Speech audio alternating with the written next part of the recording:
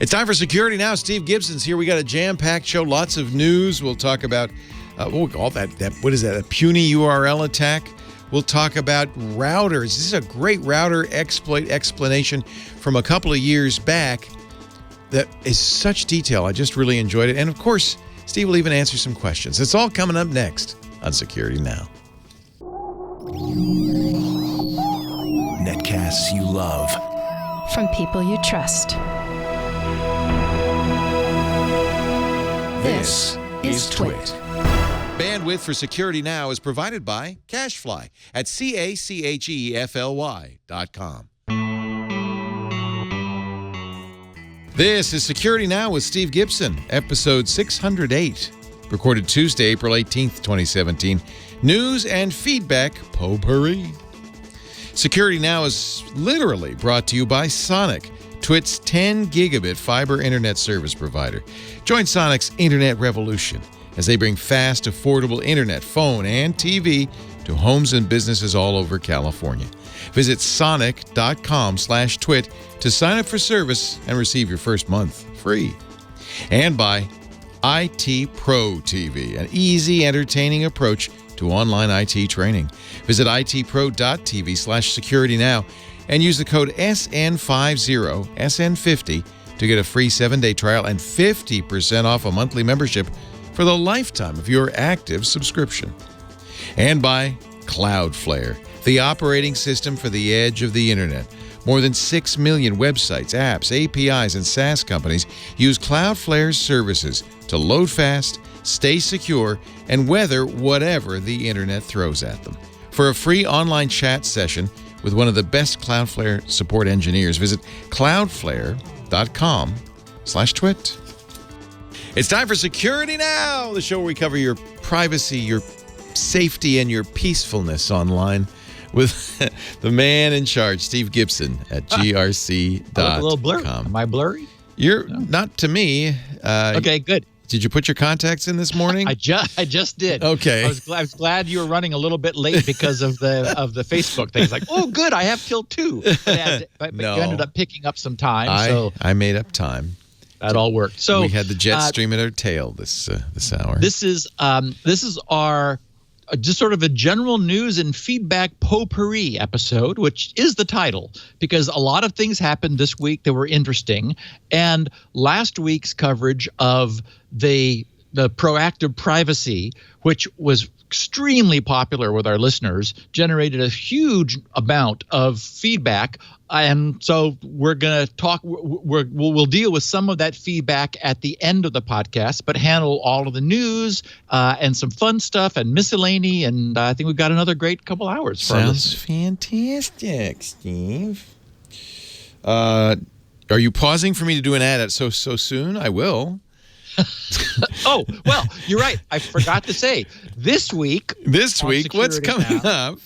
We've got another new side channel attack on smartphone PIN entry, and actually much more than that.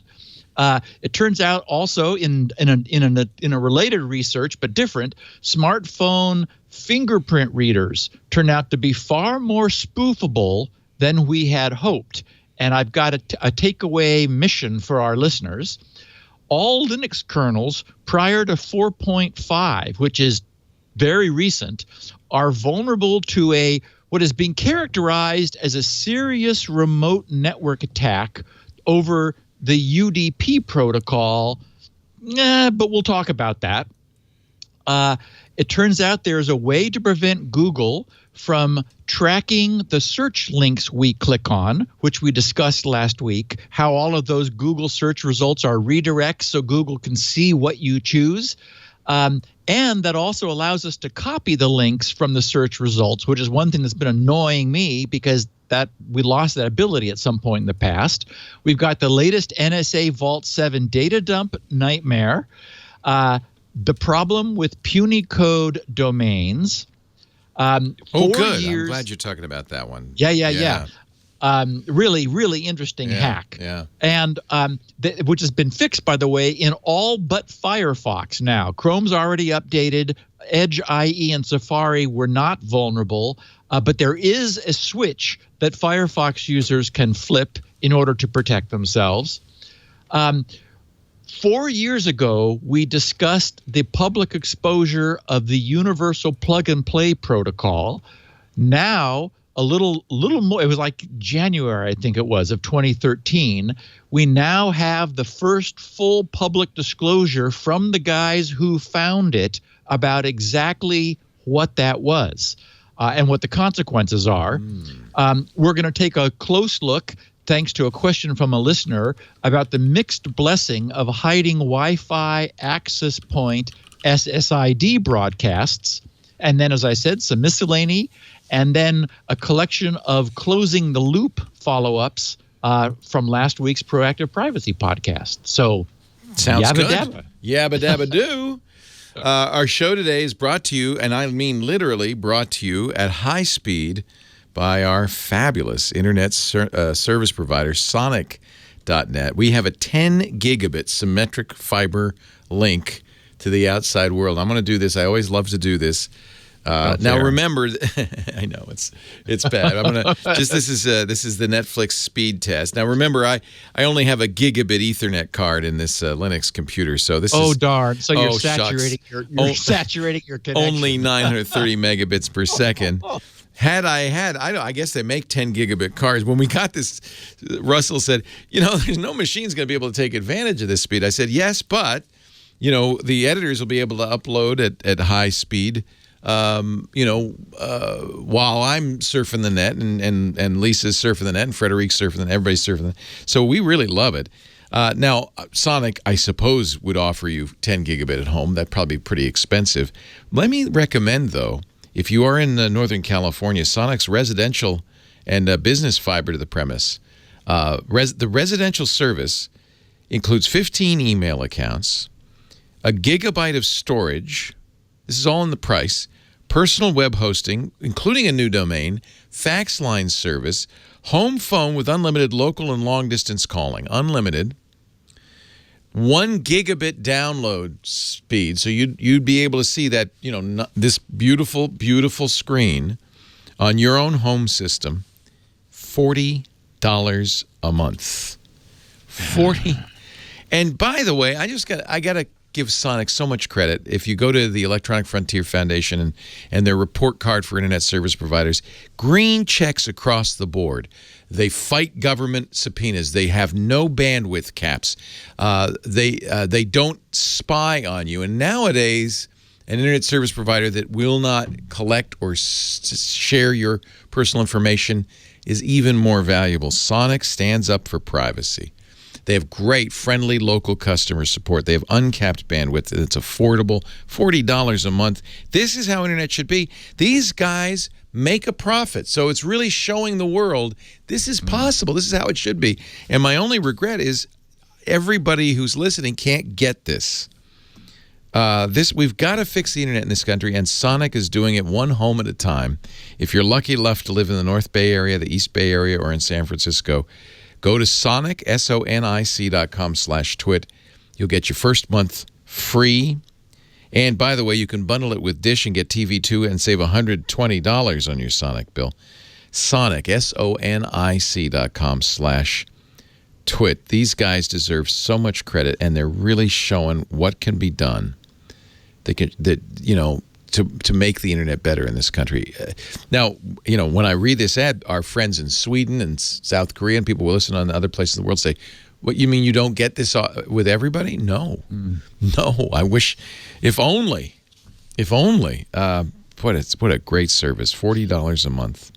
And remember, we learned last week, thanks to a customer, that they also offer a free VPN service for their customers. Yeah. They literally are. I think they're the best ISP in the country. I see no competition. They're just amazing. And Dane Jasper, who runs it and founded it, his license plate says Linux. So it's another reason to like the guy. All right, back to work, Steve. So our picture of the week I love it. Oh my. Well, for those who are listening and don't have the benefit of seeing it. This shows a keyless entry keypad of transparent, probably illuminated in the evening with a green LED. I'm sure I've seen these before. I think it looks like it's a garage door opener keyless entry keypad. And in this case, it's 2 columns of 5 buttons with an enter, and the ink, the legend of the first 4 is completely rubbed off. I mean, you could barely see a 2, but the 1 and the 3 and the 4 are completely missing. Whereas the 5, 6, 7, 8, 9, and 0 don't look like they've ever been pressed. Never. And so let's see. What could this person's PIN possibly be?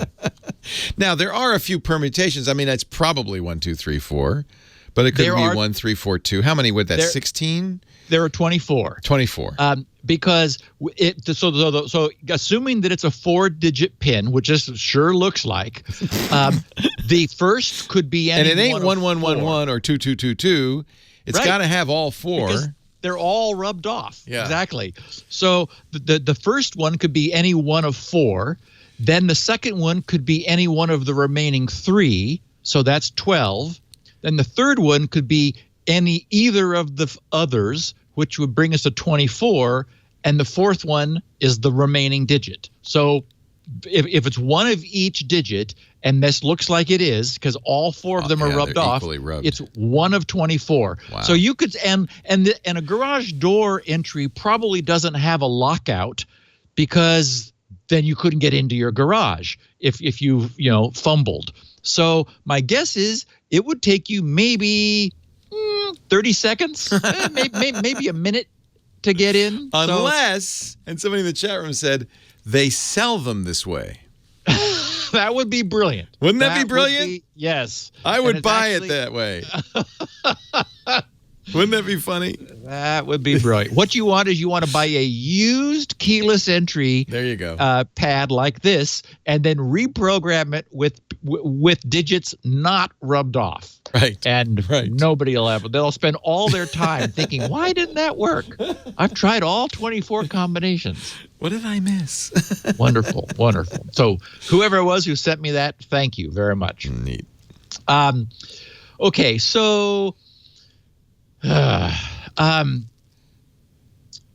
we're constantly talking about ways that essentially new innovative side channel attacks. We've talked about how PCs, lights can flicker, hard drives can make noise, speakers can make noise, of course, Wi-Fi signals or RF emanations and so forth. We talked a while ago about a remote camera looking at somebody entering their PIN, but unable to see the face of the phone, just looking at the relative motions of their hand, and how that was enough to dramatically reduce the search space required to determine what the PIN was. Well, some researchers at the School of Computing Science at the Newcastle University in the UK did some research and developed a JavaScript embed, essentially a JavaScript page that was able to ascertain where the user was typing on their screen in order to determine what PIN they had entered. So the abstract reads, and then we'll discuss it. It says, in the first part of this paper, we propose pinlogger.js, which is a JavaScript-based side channel attack revealing user PINs on an Android mobile phone. In this attack, once the user visits a website controlled by an attacker, and it's important to understand for if everything follows, that's all you have to do. No privilege, no pop-up, nothing special. You just go to a web page, not an app, just a web page, where somebody loads this JavaScript on your browser. The JavaScript code embedded in the page starts listening to the motion and orientation sensor streams without needing any permission from the user. By analyzing these streams, it infers the user's PIN using an artificial neural network. Well, yeah. And when I read that the first time, I thought, well, okay, not obviously a biological neural network. Yes, it's artificial. Based on a set of 50 4-digit pins, PIN Logger is able to correctly identify pins in the first attempt with a success. So they've narrowed the search space a bit to make it a little bit easier for them, with a success rate of 82.96%, which increases to 96.23%, and then finally 99.48%, so almost 100% in the second and third attempts, respectively. The high success rates of stealing user PINs on mobile devices via JavaScript indicates a serious threat to user security, they write. In the second part of the paper, we study users' perception of the risks associated with mobile phone sensors. They write, we design user studies to measure the general familiarity with different sensors and their functionality, and to investigate how concerned users are about their PIN being stolen by an app that has access to each sensor. Our results show that there is significant disparity between the actual and the user perceived levels of threat with regard to the compromise of the user's PIN. We discuss how this observation, along with other factors, renders many academic and industry solutions ineffective in preventing such side channel attacks. Okay, so here's the technical background. All of the most popular browsers, Chrome, Firefox, Safari, Opera, and Dolphin on the Android platform, support these functions and enable this PIN harvesting by default. So any web page we visit can perpetrate this attack. Geolocation data has previously been identified as a clear privacy concern. So modern web browsers ask their users permission before returning this information to a web server. And in fact, I frequently now see, and I imagine our listeners have, our browser producing a pop-up when we visit a website saying this website would like to have your know your location, which really annoys me. I don't think I've ever said yes, and so typically you can say okay to allow or cancel to decline. But at this point in time, JavaScript code running in a web page does not require any similar permission to access a huge range of other sensor data, such as, in this case, device motion and orientation. There's no notification while JavaScript is reading the sensor data stream, which allows browser-based attacks to be carried out covertly. And our physics-aware users could imagine that if you have essentially linear and rotational acceleration and position information, which is what our phones provide in a streaming fashion to an inquisitive web server, then as you tap the screen, the coordinates of your tap will produce a physical shift in the phone. If you tap left of the center line, you'll tend to produce a twist. I don't know if that would be yaw or pitch or what in aeronautical terms, but you'll rotate the phone around its long axis. If you tap high, you'll rotate the phone along its width axis, the horizontal axis, and so forth.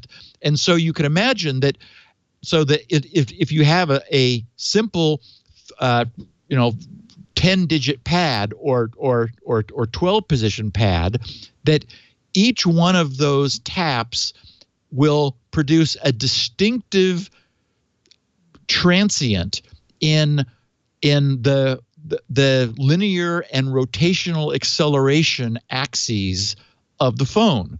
And that's picked up by the sensors and dutifully streamed back to a website that is monitoring your phone's instantaneous orientation. So this is all based on, as many of these problems that we're seeing arise, a W3C specification that was, I'm sure it was generated in the best of interests, except one has to wonder. This is very much like, we were talking a few months back about the battery, the state of the battery charge, and how if that was a high resolution feedback, as it initially was, and then when it was recognized to be a privacy threat, they chopped some least significant bits off of it so that it would be less of a fingerprint. But the instantaneous charge on your battery was being reported and could be used to disambiguate you as you go from one website to the other. And of course, last week was all about this, the challenge of or the drive to disambiguate users, and our privacy interest in remaining anonymous and ambiguous as we move around the web. So the W3C spec for motion and orientation sensor data provides the device orientation, the physical orientation of the device expressed as 3 rotation angles in the device's local coordinate frame, meaning relative to the device itself.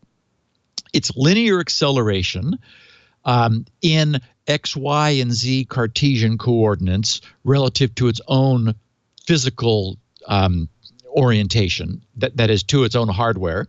The device's acceleration including gravity, so that's going to give you, how it's being held, if it's being picked up, if it's lying horizontal, if it's on its edge, and so forth.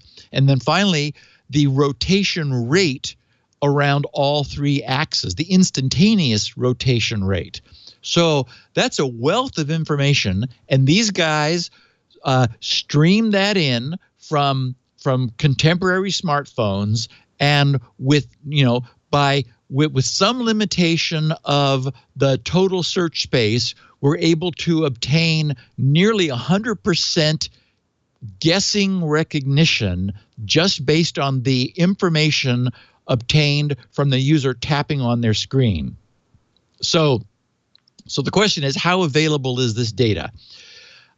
Turns out it's way more available than we would like. You'd probably want only the foreground tab that you are looking. If you wanted it at all, you'd want only the foreground tab that you were actively looking at on the foreground process, that is your browser, while it has system focus, to be able to stream this data. Unfortunately, in the case of Chrome and Dolphin on iOS, an inactive tab that includes the sensor listeners have access to the sensor measurements. And in Safari, it's worse.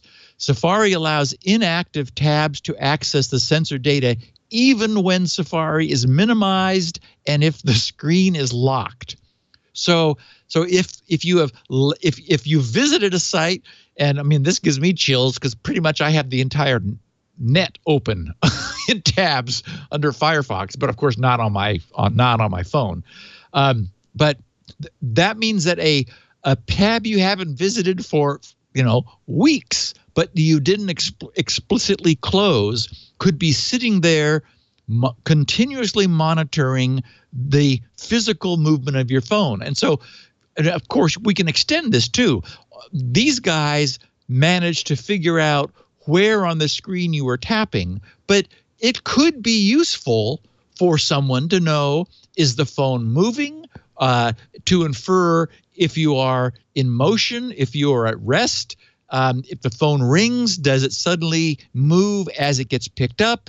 I mean, so you can imagine, again, we know that there are entities in the world that are actively interested in doing everything they can to penetrate privacy barriers. So this makes that very easy. In the second part of their study, they surveyed people, like, what was their awareness of the sensors in their phone? They found 100% recognition of the camera and the touch screen, which is not surprising because those are things that people most often explicitly and deliberately interact with. 97% recognition of microphone, Bluetooth, and GPS, 93% recognition of Wi-Fi, 83% recognition of fingerprint. And then in decreasing order of awareness was rotation, orientation, ambient light, motion, touch ID, device temperature, NFC, barometric pressure, ambient temperature, proximity, gravity, accelerometer, gyroscope, magnetic field, ambient humidity, ambient pressure, and then lastly, the Hall effect sensor, which is a magnetic field awareness. So I guess the point is, how many people were aware of that? I mean, I didn't even know that existed. It was down in the way 0.001. Yeah, it was. but so here we have this dilemma. The W3C is, with HTML5, is standardizing the access. And all of the browser vendors want all the bullet points filled out on the comparison chart. Like, oh yeah, we have that, we have that, we have that. So unfortunately, only something like our physical location, presumably GPS, although Firefox on my desktop is asking me where I am. So it doesn't have any GPS on this desktop machine. So I'm not sure what that would be sending back if I let it, but I just always say, no, you don't need to know where I am. Some random site. It's like, it's just being nosy. It has nothing to do with location. So I think it's worth noting that this stuff is being done, and I'm so thankful that we've got researchers like this who are bringing this to light, because in the same way that recognizing that GPS was being fed back, and then the browsers proactively said, okay, that's going a little too far, we're going to get affirmative permission from our users before we allow that to get sent back to a website requesting it. It's not clear to me. I mean, I guess you could envision a scenario where a website might get some benefit from knowing the instantaneous positioning of the app. I mean, well, for example, how about a marble race, or a web-based marble maze game where you're tilting the phone and the marble is rolling around? Well, you could do that all in JavaScript, and it would need access to the phone's orientation sensors on the fly. So that was probably, you could imagine that as being the justification for that. But in that case, it wouldn't be cumbersome to say, to just click a button and say, yes, I give this page my permission to know how I'm holding my phone. Otherwise, it's very clear that this could be used. The clear takeaway is, you on Android devices that have this, and I would argue that iOS really needs to do this also if they're streaming this, as they apparently are. You really want a keypad that scrambles the digits. It's not nearly as convenient because you can't memorize it with 2 spare neurons and never have to think about it every time you unlock your phone. Of course, everybody's now using their fingerprint reader, which we're about to talk about. But you definitely want a scrambled keypad option. Turn that on if your phone offers it, and if you don't have a fingerprint reader, or maybe even if you do, after you hear this next story about fingerprints. But you definitely want to make yourself look for the digits, which are going to be randomly arranged on the pad surface every time, so that nobody can use any of these techniques in order to figure out what you're doing. Yeah, the hackers are clever.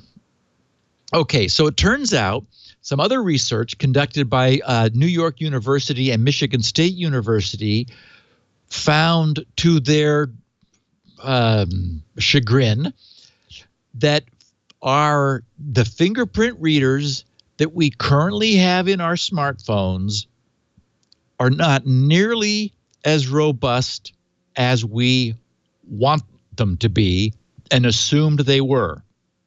I'll share just the first paragraph of their abstract, and then we'll discuss it. They wrote, "This paper investigates the security of partial fingerprint-based authentication systems, especially when multiple fingerprints of a user are enrolled.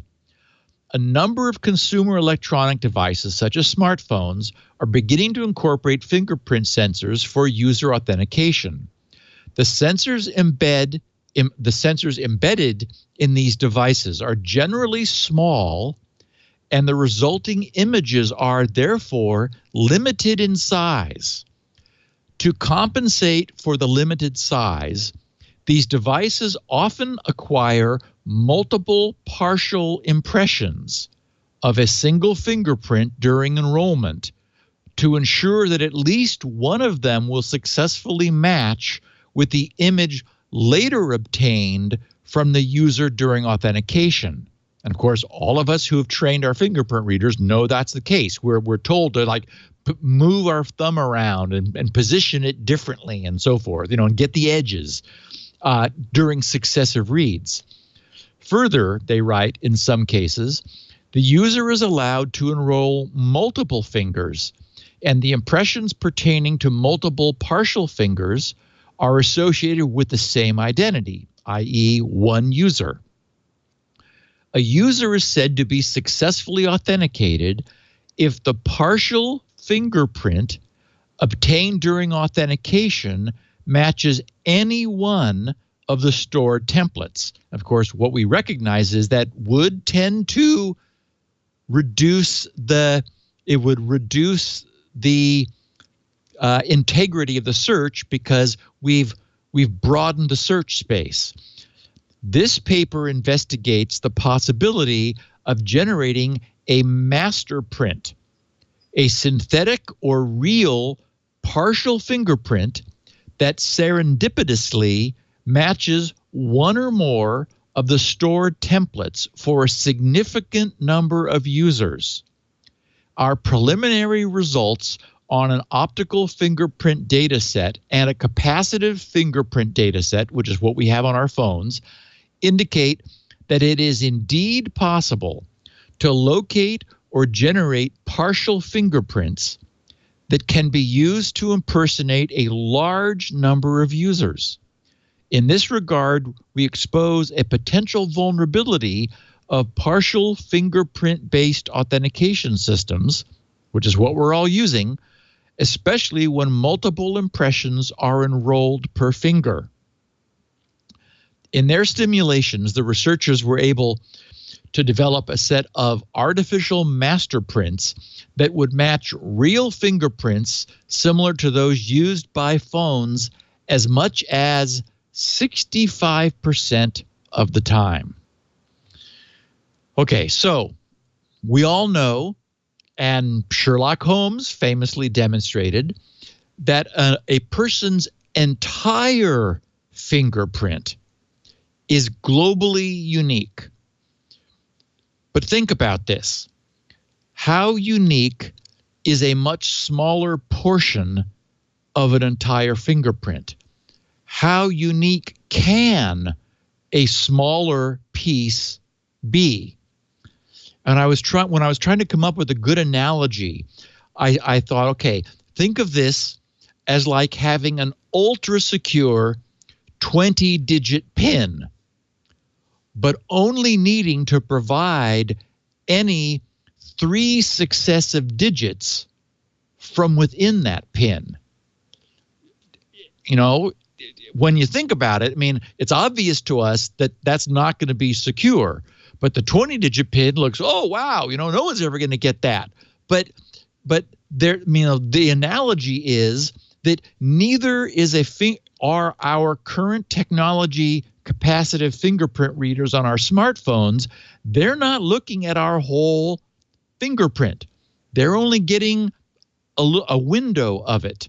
And in fact, that's why we're told to do multiple impressions and move our finger around in order to create a larger virtual image of the fingerprint. And then when we give it a partial print, it looks for it. And so what's happened is we're seeing another instance where manufacturers' desire to minimize their users' inconvenience has prevailed. And so what they chose was, the decision was, it's, you know, we absolutely want to minimize false negatives. We don't want to frustrate users by having them, you know, keep trying to unlock their device by putting their finger down and saying, no, we don't think that's you. Nah, we better look again. Oh, I'll try it again. Instead, it pretty much works the first time every time. But if we challenge how that's the case, it turns out that what we actually have is a tendency through minimizing false negatives to create false positives. And after reading this study, it occurs to me that I've never attacked my own phone's fingerprint reader by asking the people I'm meeting to try unlocking my phone with their fingerprint. And I'm going to start doing that. Every time it occurs to me, I'm going to say, hey, I want to see if your fingerprint will unlock my phone. Interesting test. You know, yes, and I want to extend this to our listeners, and I will look for any feedback, because I mean, it's not something we typically do. I have no problem if my best buddy or a server at a restaurant, you know, is successfully able to unlock my phone. I would like to know that. I mean, I'm not gonna, you know, I'm not gonna leave my phone with them again. Maybe not the server at the restaurant. With friends. Anyway, I'm really interested. I'm going to obtain as large a population study as I can and get some actual feedback on how resistant my own iPhone 6S is to being unlocked by somebody else. Because this suggests that, you know, we may be getting a false sense of security from our fingerprint readers. Yes, they always conveniently unlock for us. But to what degree have we sacrificed the you know, their discrimination in order for it not to be frustrating? And Leo, one thing I've noticed, because for a while I'm sometimes having my meal out on a cold patio, temperature seems to be the largest impediment to my iPad, actually in this case, unlocking. When my hands are cold, it doesn't like me nearly as much as when they're warm. So I never really worked to figure out why that was the case, but I thought that was interesting. That's the one thing I've noticed that seems to fool it. Okay, so we've got a potential problem in all Linux kernels prior to the very recent version 4.5. And boy, if you look at there's a link, I think it's the MITRE link, the second link in the show notes, Leo. I think about halfway down, they list the vulnerable kernels, and it's like all of them. I mean, it's just like, It's just like it goes. It scrolls and scrolls and scrolls and scrolls. Okay, so what was found, and this has been known for a while. It's been kept quiet until it could be deployed. If it's not the so maybe it's the NIST link, the NIST link. Yeah, I'll go back. One of them scrolls, and it's just like, whoa. Okay, so what was found was a subtle problem that has long been present, like always been present in the Linux kernel. It's in the UDP, the kernel's networking stack, the udp.c file, which, and this is the worst of the worst, at least potentially, it is a network remote code execution over UDP. Now, what mitigates this maybe is that it is in an option of the way UDP datagrams are retrieved by userland code. So Linux utilities running in user space need to be accepting UDP packets. The normal way you do that is you just say, give me the next UDP packet. You're able to either check to see if one's available, or you're able to wait for one. And either way, you then say, okay, thank you very much. You provide a buffer, and the kernel copies the newly arrived packet into your buffer, and now you have it. Okay, well, there is an option called message peek, MSG_PEEK. The message peek flag, you're able to set the message peek flag, which says, here's my buffer. I want to peek at the most recent received, like next to be delivered UDP packet, but don't take it, meaning leave it available. And so there are various reasons you might want to do that, but they're uncommon. That is, the point is that normally what you want to do is just give me the next packet. Now give me the next one. Now give me the next one. You don't often want to say, I want to peek at it, but leave it there. So at the same time, a string scan of the Linux source tree reveals hundreds of instances where the message peek flag is included in a UDP API call. So somebody's doing them for some reason a lot. I saw pages of them in the glibc library, and I didn't go any further. So it is considered a critical vulnerability, network attack, easy to do, meaning low complexity, no privileges required, no user interaction required. So potentially very worrisome. Google has it fixed in their April 17th Android security bulletin. It affects their Pixel, the Pixel XL and the Pixel C, the Nexus Player, the Nexus 5X, 6, 6P, and 9, the Android One and Android. And of course, as we know, it also affects all other previous Android non-Google phones that may never get patched. What we don't yet know, and there's nothing that I could find, I spent some time digging around, I couldn't find any clear, definitive example of an exploit. There was some mention in one forum of wget using it, but wget is normally used for fetching files over TLS or just HTTP or TCP connection, not so much over UDP. There is DTLS, which is the TLS over UDP rather than, as we know, TLS normally runs over TCP, but there is a way to run TLS over UDP called DTLS, and that's present in OpenSSL. But again, you need to have a user land app doing this, and then an attacker able to deliberately malform a packet, which a vulnerable version of Linux, which they all are, could then use. So it is a critical remote code execution. Everybody's running around. And of course, here's the problem, is that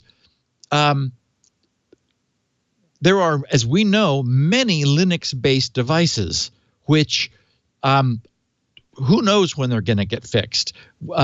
We've got smartphones, non-Google Android devices, routers, televisions, DVRs, higher-end IoT devices of all kinds. They've all got versions of Linux where this is vulnerable. So while there isn't any, we don't know of a zero-day event involving this. We have a patch for the kernel, but there is zero doubt that would-be attackers are right now carefully examining every instance of Linux's user space code where the message peak option is used. And again, a simple string search through the source tree finds hundreds of them. And bad guys are looking for a way, some way to leverage this. So, hopefully routers don't have UDP exposed. Of course, if they've got universal plug and play exposed, we'll be talking about in a minute or two, then that is a UDP hosted protocol, so that would be a problem. So my sense is we're probably going to be talking about this in the future and in a worrisome fashion. I mean, maybe it's the case that this option is in fact obscure enough that the collision incidents, the likelihood of it actually being exploitable is rare, but there's no. I mean, this is just this is nirvana for attackers, because unfortunately our ecosystem today is it's got a ton of Linux embedded OS, all of which are presently vulnerable and few of which are being dynamically updated. And if there's an instance where the message peak was used in a common fashion, and I haven't seen any indication of that yet, but that would allow potentially, in the worst case, it would crash or cause a kernel fault or a reboot. I mean, and as we know, that's the way you begin. And then afterwards, you figure out how to execute code that you have also supplied in that same UDP packet. So, so clearly the takeaway is, well, first of all, somebody would need to be able to send your Linux machine a UDP packet. If they are able to do that already, you've got problems, because you shouldn't have UDP. I just don't see a good reason for having UDP exposed. Now, maybe if you had like an open VPN server and you do want UDP protocol to be used as the carrier for your VPN tunnel, because that's far more effective than using TCP. So, but the question would be, does OpenVPN ever do a message peak on the UDP traffic it's receiving? Those are the kinds of things we'll be finding out in the future. So I would say, the typical user behind a router that itself doesn't have any UDP ports open is probably okay, because it does require a bad guy, to get a UDP packet onto your kernel network stack and for it to be serviced by an application which is using MessagePeek in this way, and for the packet to be, an exploit. Again, it's such a juicy opportunity. I'm afraid we haven't heard the last of this one. Should we take a break, Leo? Have another sip of coffee. Our show today brought to you by our great sponsors at IT Pro TV.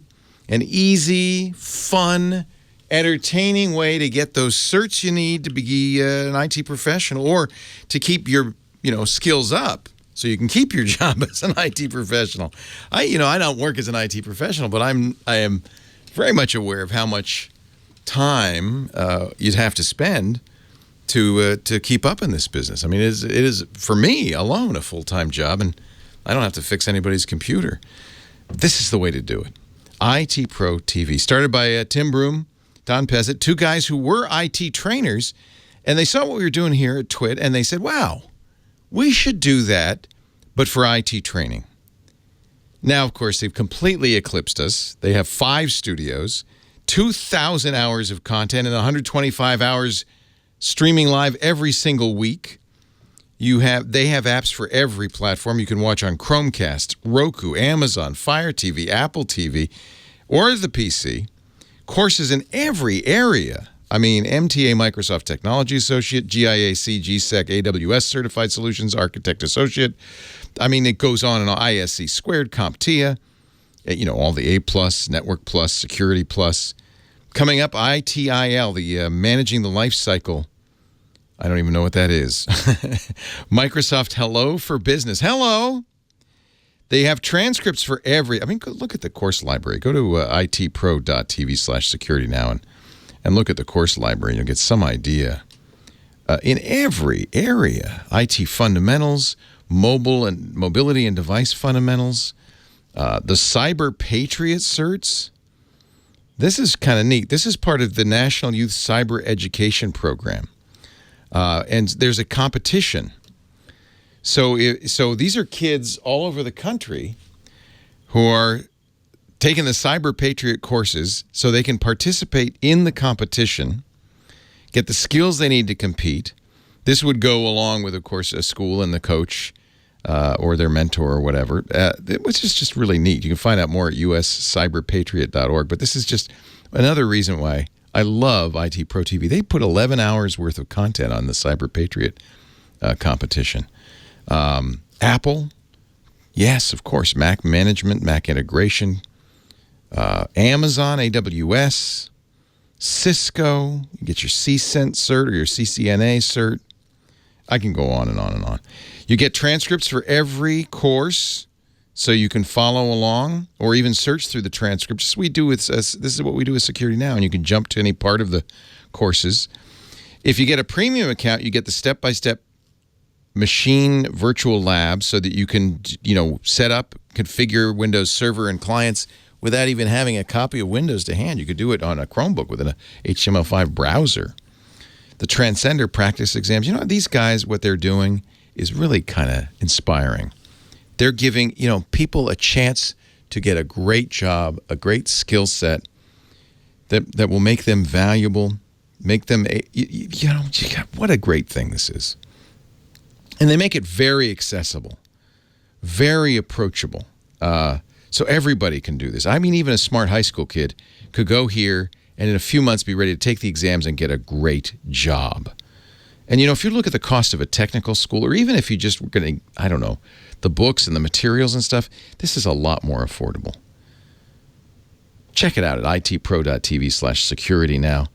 New enterprise clients include Datacom New Zealand, AMC Theaters, Meridian Health Services, the Norwegian Cruise Lines, their IT department. They're learning at IT Pro TV.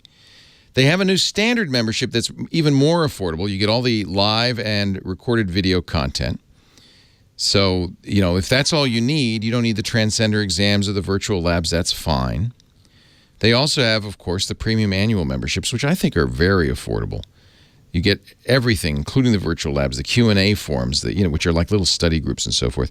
Now, the full premium top-of-the-line subscription, $85.70 a month, or you can buy a year and get 2 months free. But I have a deal that's going to make this so affordable that you've got to consider this. 50% off forever. And before you pay a penny, you get a free 7-day trial. So you'll know if this is right for you. So do this. Go to itpro.tv. That's their website. itpro.tv. Look at all these courses. It's mind-boggling. Here's an hour on eliminating malware. Email encryption. itpro.tv/security. Now use the code SN50 for 50% off the monthly membership forever. What is that? That's half of $85.70. $43.20. That's a good deal. A month for unlimited use. itpro.tv/security now. And don't forget that offer code SN50. I really love these guys. And by the way, this has become a huge success. And they're empowering so many people to get better jobs. I just love it. All right. Enough gushing. Yes. So John Gruber is a well-known blogger. He has the Daring Fireball blog. And one of our listeners shot a note to me following from some of my comments about the Google search. And John's posting, he said, about direct links. Safari extension that circumvents Google and Facebook link redirects. And he says, great little Safari extension from, looks like Canis Boss. The extension circumvents certain techniques used by Google and Facebook to track link clicks. He writes, when you click a link in Google search results, Google, and this is what I did not know, Google uses JavaScript to replace the actual link with an indirect one, which they use for click tracking. Google then redirects the browser to the actual destination after logging the click. Direct links, which is the name of the Safari extension, disables the JavaScript that replaces real links with indirect ones, so that when you click a search result link, Safari goes straight to the destination. If you've ever tried dragging and dropping a URL from Google search results and getting a Google redirection URL instead of the actual URL you wanted, and he says, Prenz, and Google's JavaScript will show the actual URL in the status field if you hover over the link, it's impossible to tell what's going to happen. This extension, he writes, is for you. There are obvious privacy benefits as well. Okay, so the idea, I just assumed that Google was delivering a page to me that had their redirect links in the body of the page rather than JavaScript doing it on the fly. So I thought, think of it as like a URL shortener, right? It's very similar to that. That way, I mean, why would they modify the resulting? You don't want to modify, like if you go to twit.tv, you don't want to modify my twit.tv page. You just have a redirect. They've always done that. And by the way, that's how they monetize. And if you like Firefox, that's what pays for Firefox, is because Google then can give Firefox money. So while you can do this, gosh, it just seems... All right. Okay. So if you're worried about your privacy, I understand that. Well, no, if you click a link on a Google search page, it's not a direct link to that page. It's a link to some JavaScript, some tracking JavaScript, right? That's what they're talking about. No. I misunderstood. JavaScript on the page rewrites that link on the fly. So, and I had talked about this a couple of weeks ago, where, for example, like when I'm assembling notes or wanting to send someone a link, I'll right-click on the link, and even though it shows me the search result, I end up with this ridiculously long gibberish that comes from Google. And that turns out that's why that's how they track it. Correct. So they're tracking what links I'm clicking on in the search results they provide. Right. And in the process, they're obscuring the link. That is, I'm unable to right-click and save the link. Anyway, so the point is that for our listeners, if not for you, Leo, it is possible to trivially disable this for all browsers, because uBlock Origin is, as we remember, is a very facile web filtering system. So, and I have uBlock Origin running, and it's sort of a set it and forget it tool. But so when I realized from John's column that this was JavaScript, I thought, oh, that's interesting. It would be much more convenient for me to have real links in Google search results rather than redirect links.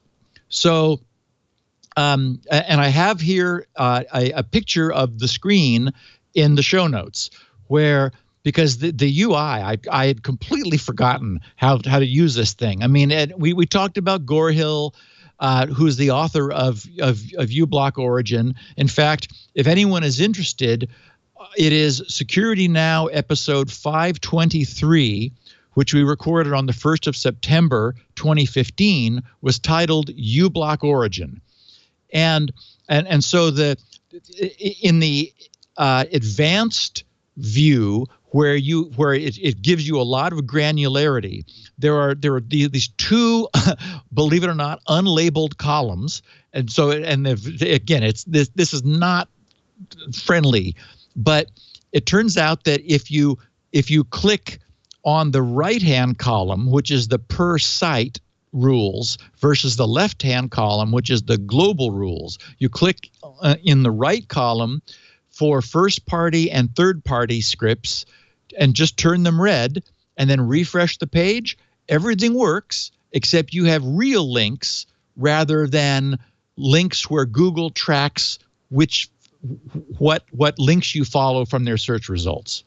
So for anyone who's interested, Safari's got the extension that John Gruber mentioned, but anyone using uBlock Origin on Firefox or Chrome can easily just say, I want to turn off scripts in Google. Now, this is per site. So, for example, that's www.google.com.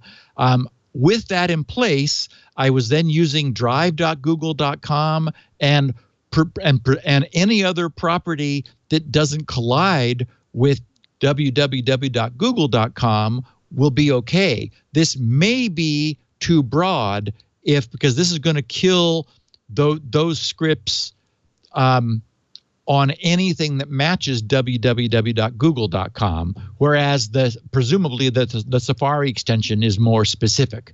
But I just thought it was interesting. I didn't realize that JavaScript was embellishing these links, and that just by saying no to JavaScript on that page, I mean, we used to run with no script on all the time. And so in fact, maybe that's why I was never seeing this before, is that I never had script running on Google, and I was getting physical links rather than redirect links. And I just didn't appreciate the difference until I switched over. And actually, I gave up on running no script because too many things need it these days. So we have another dump from the seemingly bottomless pit of the NSA WikiLeaks Vault7. And this one generated another round of breathless press coverage last Friday on April 14th, mainly focusing on something called Eternal Blue. And an example of the press coverage was one site that said, the shadow brokers, an entity previously confirmed to have leaked authentic malware used by the NSA to attack computers around the world, today released another cache of what appears to be extremely potent and previously unknown software capable of breaking into systems running Windows. The software could give, they write, nearly anyone with sufficient technical knowledge the ability to wreak havoc on millions of Microsoft users. And they continue, the leak includes a litany of typically codenamed software implants with names like Odd Job, Zippy Beer, and esteem audit, capable of breaking into and in some cases seizing control of computers running versions of the Windows operating system earlier than the most recent Windows 10. And then they conclude the vulnerable Windows versions ran more than 65% of desktop computers surfing the web last month, and I'll note, but not this month, according to estimates from the tracking firm Net Market Share. So the good news is, as is so often the case, I mean, what we've always seen, both in the original Snowden leaks of the CIA documents, and now here, many of these things are very old. And so many of them, because they're just sort of a repository trove, which could be useful if they're encountering somebody, if law enforcement or intelligence is encountering someone with an old, long, not updated Windows machine that hasn't been fixed, then some of these things could still apply. But Microsoft apparently had access to this before its release, before its disclosure on Friday. And so the March update, which remember that February got canceled. First it was postponed, then it was canceled. So that big March update, which is MS17-010, that fixed these things last month.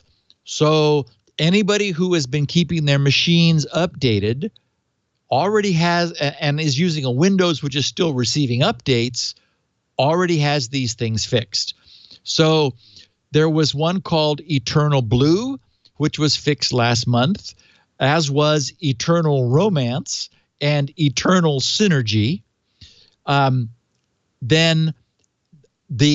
I sorted these in order of when they were fixed. There was one called Eskimo Roll, which got fixed in 2014.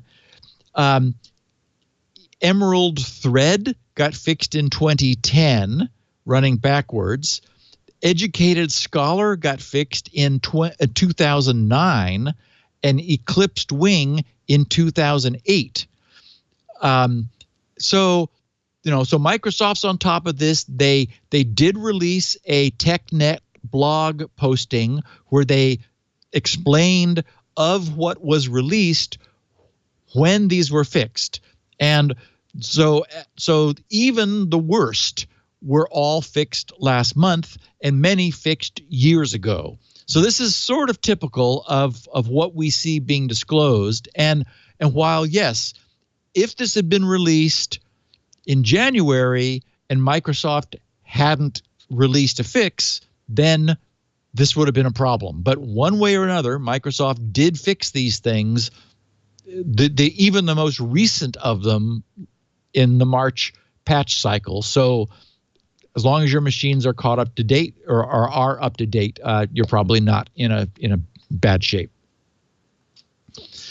Okay, so we're all familiar with ASCII, the American Standard Code for Information Interchange, which is an 8-bit code of which really 7 tend to be used, which expresses upper and lower case, the Latin character set, the digits and the special characters. Basically, what we type on our an English speaker types on a standard keyboard is the ASCII character set. But as we know, there are way more characters than 127, which is what you're able to get with 7 bits of binary, excluding 0. So Unicode was created, which is a multi-byte encoding, which, for example, which is a huge encoding space. Now we've got 16 bits, which is, as we know, 64K possible characters. And so it's got everything in there. It's got all the different languages, and now it's got emojis and all kinds of other stuff. Well, the question that browser vendors faced was, okay, the transport, the traditional transport for our communications is a byte. It's not a word. That is, it's 8 bits, of which we really only use 7. It's not 16. So how do we, and this, of course, is also the case for the domain name system. The whole DNS system is oriented toward non-Unicode characters.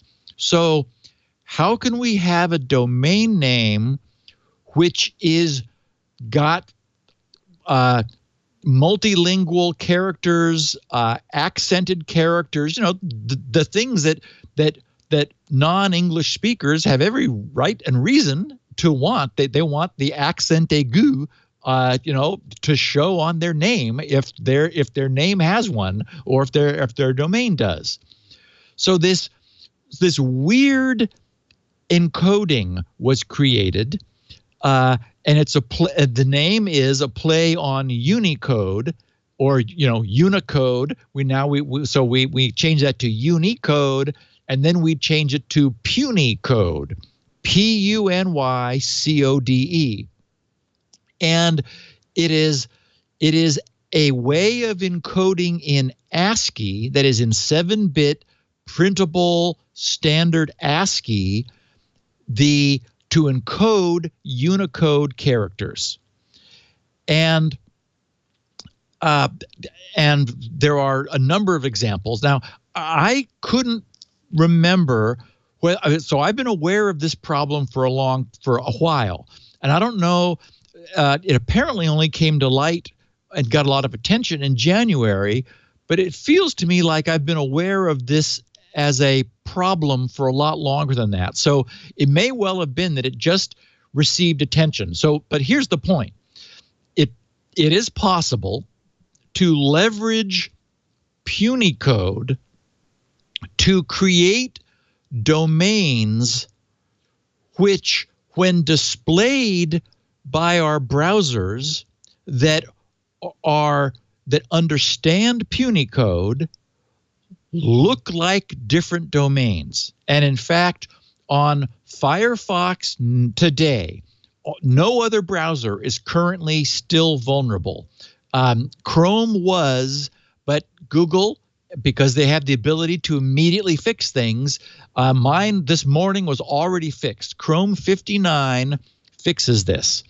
In the show notes, I have links that you can play with to some of the coverage. There is a great link with full coverage of the problem. The only people today who really need to worry are Firefox users, because Mozilla apparently, for reasons I don't understand, is still on the fence about what they want to do with this. But the good news is there's a switch, which in that about:config monster list that anyone can set to true, and I would argue everyone should. Although now that Chrome is fixed, IE, Edge, and Safari have not been vulnerable. That means that it's only Firefox users that would be fooled. So here's the danger. In this demo, I have a link in my show notes that is it's HTTPS, and that's a key, https://www.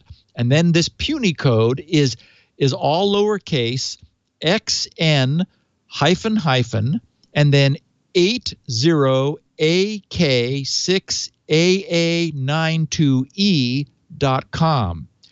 If you put that into Firefox, again, https://www.xn-80ak6aa92e.com, where you get taken is a site that is not apple.com, but your URL says https://. It's got the green padlock, everybody's happy, and the domain that's displayed is www.apple.com, because that Punycode is Unicode encoding for the same characters, apple.com. And so somebody registered the Punycode domain. That is the guy that really brought this to everyone's attention, registered the Punycode domain equivalent in Unicode for apple.com and put up a site there. And when you go to the crazy Punycode link, it shows you apple.com. So clearly, had this person had malicious intent, he could have sent email where the non-visible URL was this Punycode, and looking like it was email from Apple telling you to do something. You would click on the link, you would go to what absolutely looked like apple.com with a valid TLS certificate showing the happy green padlock, everything looking perfect. You'd inspect the URL, www.apple.com. Absolutely, you know you were at the right place, except you wouldn't be. Now, if you, let's see, I didn't think to look at the certificate. I should have looked at the. It reflects the XF site, good. not apple.com. Right. It would have to. Yes, good. So, okay, so nobody needs to worry about this. So this was a very potent phishing attack, because any careful inspection would show that you're exactly where you think you should be, yet you would not be. And short of looking at the certificate, there would be no way to know. Firefox is vulnerable to this now. So this works now under Firefox. If you go to about:config, which brings up a bazillion options, and put into the search bar, which is the only way to find anything among those options, just enter PUNY. There's only one item that matches that string, and that's network.idn_show_Punycode. And you want to change that to true to show the Punycode rather than have Firefox conveniently show you the Unicode. You don't want the Unicode, you want the actual ASCII Punycode. And so once you do that, in the show notes, I've got 2 links you can use to test and verify that your Firefox is no longer going to be confused. One of them is the apple.com, and another one is epic.com, which is another site that was set up in order to demonstrate how spoofable this feature of browsers of turning Punycode into Unicode could be, and how it could be leveraged. So this is, again, just like, whoops, a nice feature, but clearly subject to abuse. And luckily, we got this fixed, hopefully, before anybody got caught out. This is real quick. There was an interesting article by Joseph Cox writing for Motherboard under the title, "Your Government's Hacking Tools Are Not Safe." And this follows from what we've been talking about. He wrote, "From Cellebrite to shadow brokers to the CIA dump, so many recent data breaches have shown there is a real risk of exposure of government hacking tools. The hackers will get hacked." He writes, "Recent data breaches have made it startlingly clear hacking tools used by governments really are at risk of being exposed. The actual value of the information included in each of these dumps varies, and some may not be all that helpful in and of themselves. But they still highlight a key point. Hackers or other third parties can obtain powerful tools of cyber espionage that are supposedly secure.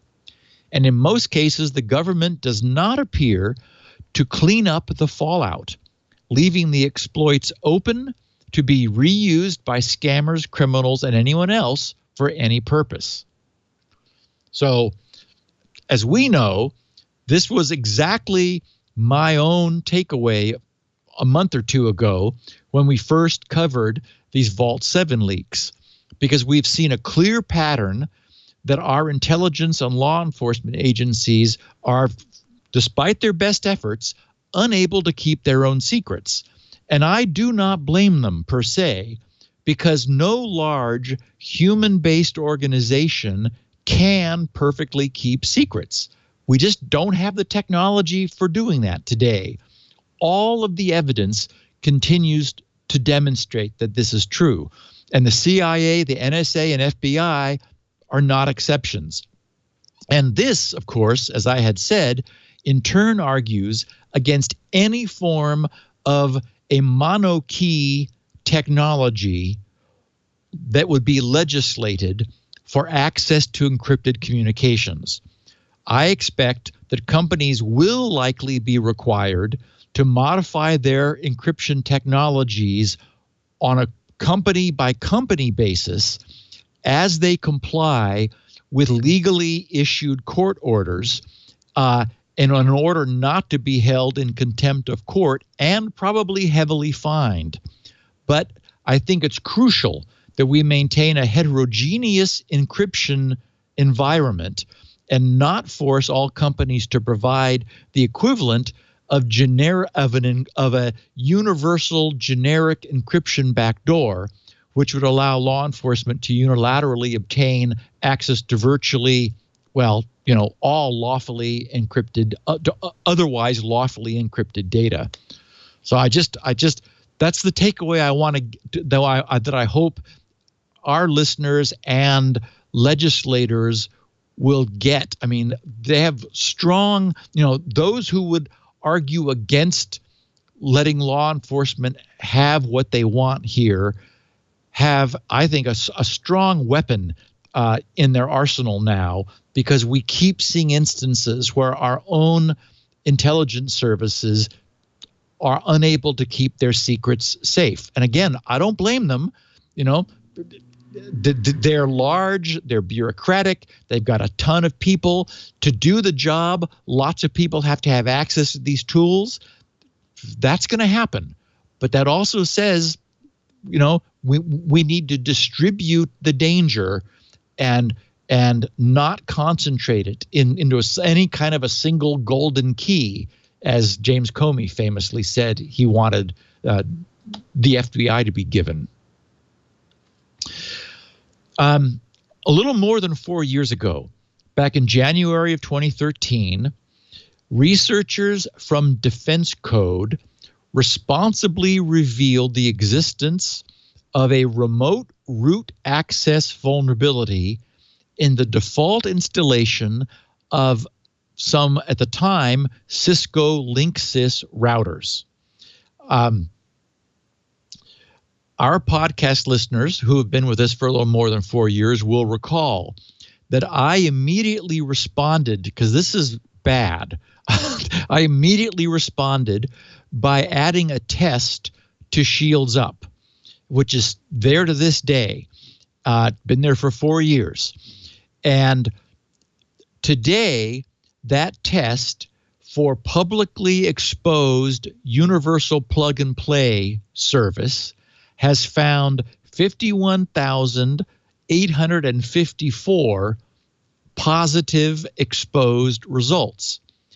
And the Shields Up system has always maintained a 1024 deep, a 1024 IP deep, most recently used list, an MRU list, specifically to avoid redundantly multi-counting repeated tests. So if somebody uses Shields Up multiple times, or if somebody uses the universal plug and play, as long as their public IP is still within the most recent 1024 IPs, which probably keeps it there for several days, I'm only counting them once. So that 51,854 is a pretty good number. It doesn't mean that the same person coming back month after month wouldn't get multiple counted. But on the other hand, that's probably what we want. We want to see that, there's still that device which is exposed.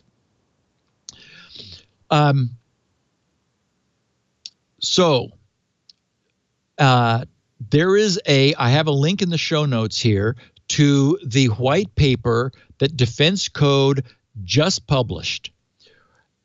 They waited 4 years, and anyone would have to agree that that's plenty of time. What we now have is full disclosure. And Leo, this may have been what I'm sure I remember seeing all those Linux versions, but go halfway down and you'll run across pretty much the who's who of routers. I don't know if there's any router not on that list. It's just amazingly comprehensive. So, and I think at the time we discovered, if I'm recalling correctly, that it was some demo code, some demonstration code in Intel's UPnP source, which was never meant to be deployed, but it was just like, okay, here's a sample of how you would do universal plug and play, and they just the router vendors put it into their firmware and used it. And it was like, okay, wait, we never meant for that to be used in production. Okay, so just to back up a little bit, remember that universal plug and play is the protocol which Microsoft and Intel together created to allow zero configuration hole punching through NAT routers to allow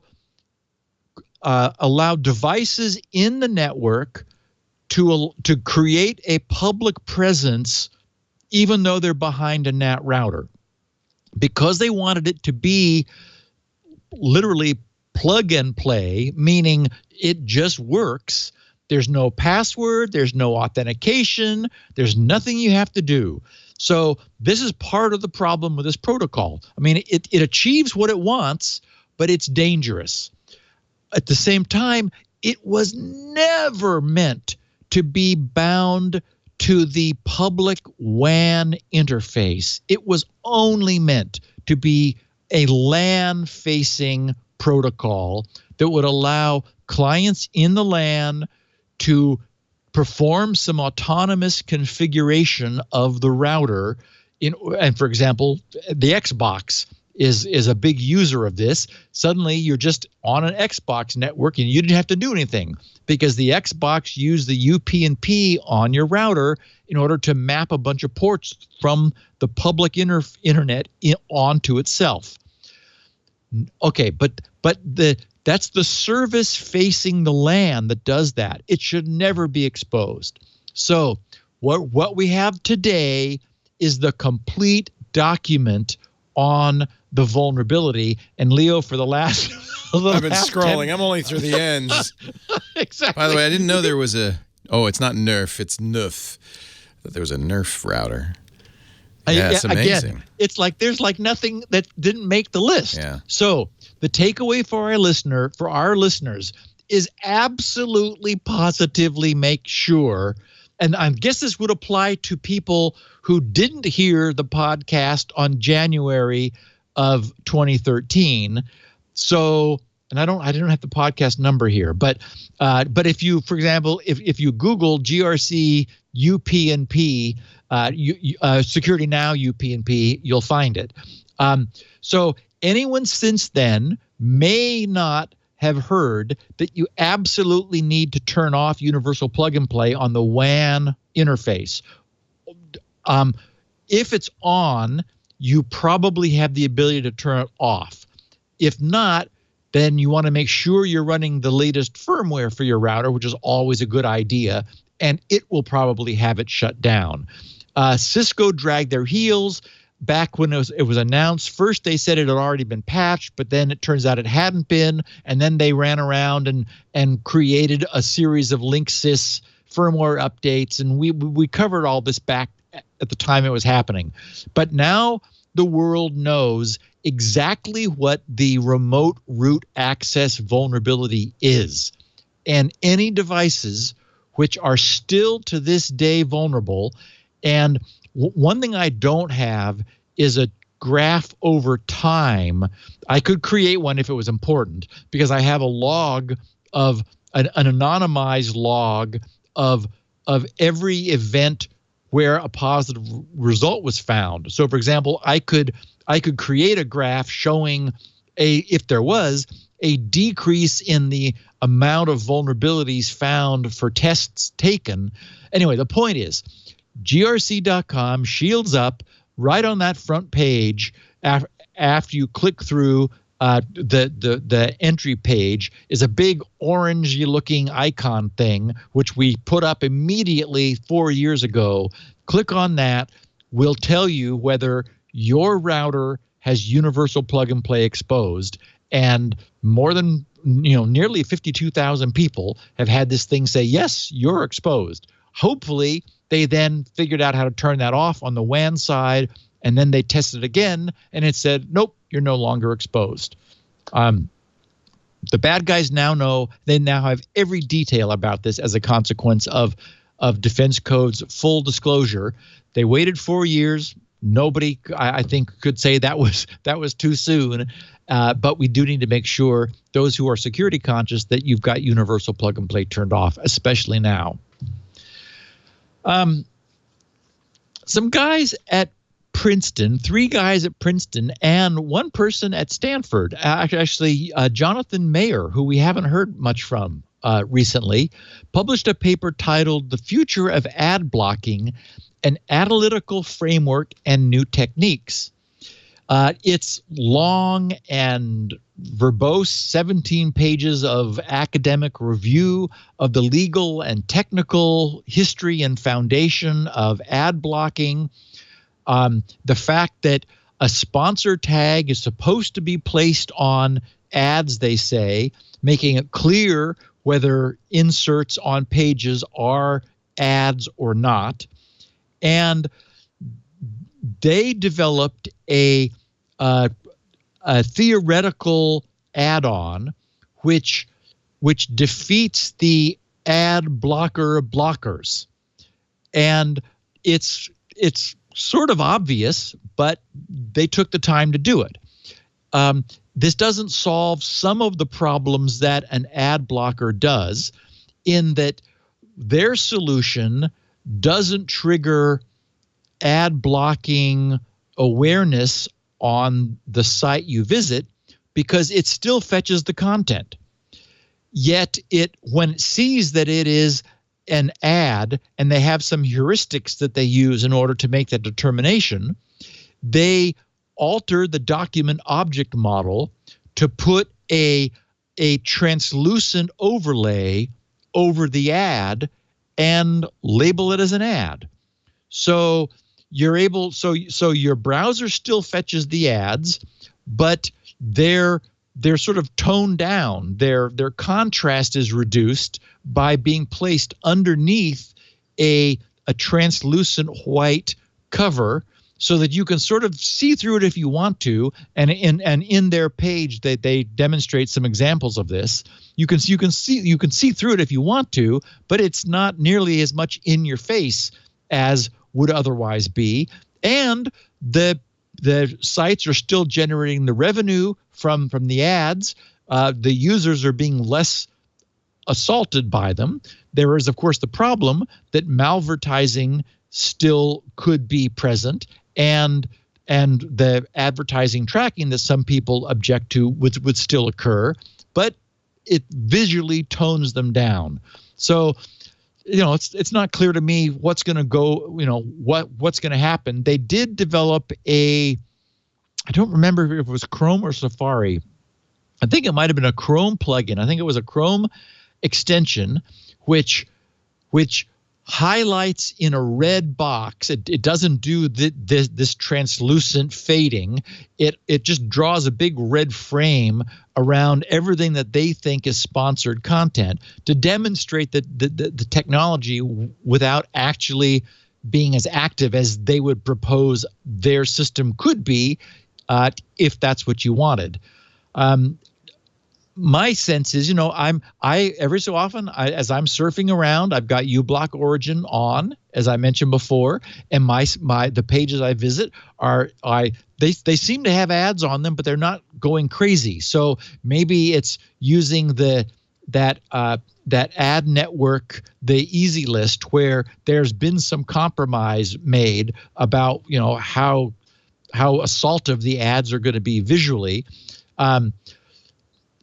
Every so often I'll run across a page that brings up a notice and says, "Oh, you're using an ad blocker. If you'd like to use our content, please turn it off." And I go, "Okay," I turn it off, and then I use the page. I think that's at this point a reasonable compromise, and one could imagine that a hybrid of this visual blocking technology could be adopted, where you normally run with an ad blocker on. But if a site objects to that, then you visually block the ads, but still pull the data and have your browser sort of semi-display the ads, but not in a way that is too obtrusive. So an interesting compromise. John Schneider sent me a tweet asking a question that comes up a lot. So I wanted to handle that before we get into the rest of the second part of this, which is the feedback from last week's Proactive Privacy podcast. He said, "Steve, would you please address the pros and cons of hiding SSDs on home routers in a future SN podcast?" He says, iOS 10 warns this is a bad thing. So, again, I get this, people are asking the question all the time, and Leo, I'll bet on the weekend on the Tech Guy show, you're probably having security conscious listeners asking too. We've talked about this in the past and how it is mostly cosmetic and it does not provide much security. Turning off the SSD broadcast from your router prevents its automatic discovery and listing in anybody's list of available access points who is within range of your router. So all your you and all of your devices won't see it, and none of your neighbors will see it. That is in that list, in the presented list of, these are access points you could use. But with that comes an inconvenience and actually some surprise, some not much actual gain in security, and some behavior you may not be aware of. First of all, the inconvenience is that you must then manually tell your computer, here's the SSID that I want and the password. So you have to manually give it that information because you can't select it from that list because it's not in the list. Also, many systems will then not remember that. That is, if you have the automatically connect to routers I have previously connected to option, which is very convenient if you routinely move between various locations, that feature disappears and you're forced to manually reassociate essentially with the access point every time. So all OSs, and so there's that. But then all OSs that connect automatically broadcast the SSIDs, whether hidden or not, of all the networks they have connected to in the past. So while the non-broadcast access points SSID is not being broadcast to anyone new, it will then be broadcast by all devices that once connected to it. So they're blabbing this hidden SSID even if the access point isn't. And all over the air traffic contains that non-broadcast SSID. So anyone actively sniffing the radio traffic will still see the access point's SSID if any device is currently associated with that access point.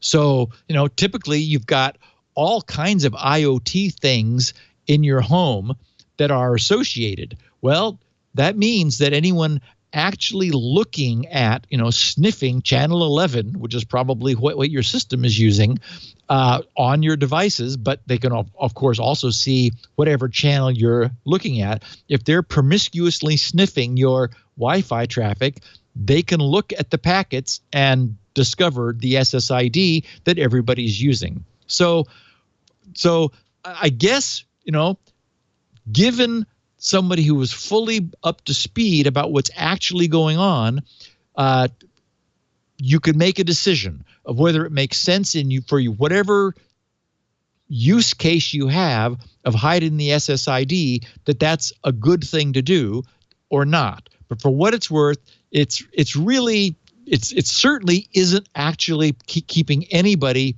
from discovering, if they want to, that your access point is there and what its SSID is. And as your devices roam, they are broadcasting that hidden SSID all the time because they once connected to it, and they're still looking to see if it might be around for them to reconnect to. And a couple of little bits of miscellany. I just wanted to note, I got a kick out of this, Leo, and I don't know if you had covered over the weekend about the Burger King Whopper commercial. Isn't that funny? Yeah. Yeah, I loved it. I thought it was very clever. I don't think it was malicious. For our listeners who don't know, at the end of a Burger King commercial, they deliberately said what I cannot say on the air, which is the trigger phrase for the Google device, followed by, "What is the Whopper burger?" And they deliberately put that at the end of the commercial, which then triggered all of the Google devices that were listening, that were within earshot of the commercial, to elaborate in a detailed description of the composition of Burger King's Whopper, which I thought, again, was just very clever. But Google didn't think it was so funny, and they immediately blocked it.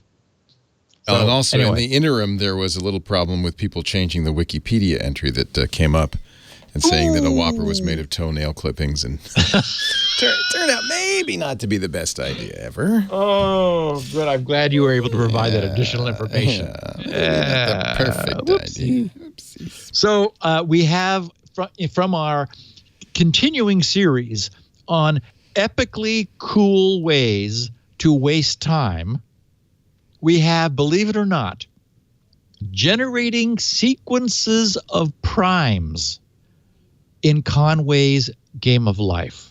Oh, boy. Yes. Nathaniel Johnson, an assistant professor at Mount Allison University in Sackville, New Brunswick, Canada, posted and I have a link in the show notes for anyone who's curious, just a beautiful piece of work. He wrote, one of the most interesting patterns that has ever been constructed in Conway's Game of Life is primer, a gun that fires lightweight spaceships that represent exactly the prime numbers. What? It was I know, just amazing. It was constructed by Dean Hickerson way back in 1991. Yet arguably no pattern since has been constructed that has been constructed is as interesting. It seems somewhat counterintuitive at first that the prime numbers, which seem somehow random or unpredictable, could be generated by this relatively simple pattern in the completely deterministic Game of Life. So here's how it works. The gun works by firing lightweight spaceships. Now our listeners will remember that a glider is the smallest object. It's 5 live cells, which sort of flips back and forth and runs diagonally. I don't remember. I think it's at is it a quarter or a half light speed? Okay, so that's a glider. There's a lightweight spaceship which moves more slowly, but is able to move horizontally. So this gun works by firing lightweight spaceships westward and destroying them via glider guns that emulate the sieve of Eratosthenes. And of course, remember that the sieve is one where you take all numbers, and then if you imagine them in a grid, you drop out the even ones, then you drop out the third ones, then you drop out every fourth you got because you dropped out the evens, then every fifth one, and so you essentially drop out those that are multiples of primes, and you end up with the just prime numbers left behind. So that's the way the sieve works. This Dean Hickerson figured out how to implement that in life, Conway's life, by essentially launching all possible lightweight spaceships and then arranging to kill them with intersecting gliders which emulate the sieve. And he says a lightweight spaceship makes it past the left edge of the gun at generation 120N if and only if N is a prime number. Anyway, so and in the picture you can see a stream of them. Essentially, they're spaced out, so they represent a stream of primes where they are like 3 and 5 and 7 and 11 and so forth, where those represent, and the sieve has knocked out the ones which are not prime in between. Just incredibly cool. He says, and then someone tweeted, Steve, I've been watching your show for years. I know you love Kindle. Which one do you own? How do you prefer to read your ebooks?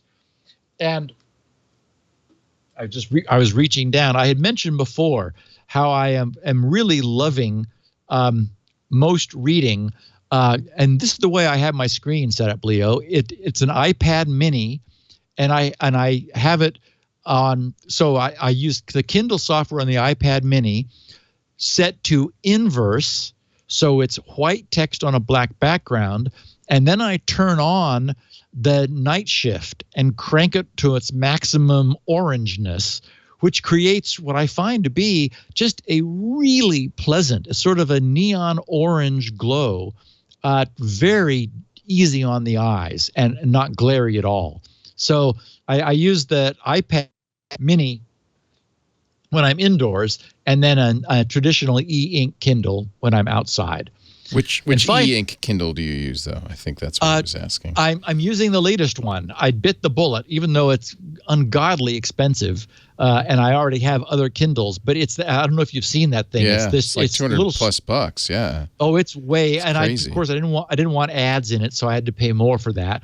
But it's almost a little a square form factor. Yeah. The cover has like 3/4 of the battery, and it's removable. And when you remove the cover, it's incredibly thin, except sort of where you hold it, where you have a couple buttons. And the feature that annoys me is that I don't know why they don't do this. I saw so many people complaining that it's a touch screen and has physical buttons, but you cannot turn off the touch the screen change, the page change by touch. And I'm often, my hand just sort of wanders and it touches the screen and it turns when I don't want it to, even though I've got physical buttons. I don't understand how Amazon cannot let us have the option of turning off the touch page turn. You got the Oasis. You got the $300 one. That's the one. Yes. It's great. crazy expensive, but look how skinny it is. Oh, Leo, it is really nice, but it will hurt you to buy it. And of course, I have a Paperwhite. I'm very happy with a Paperwhite. I have a Voyager as well. Yep.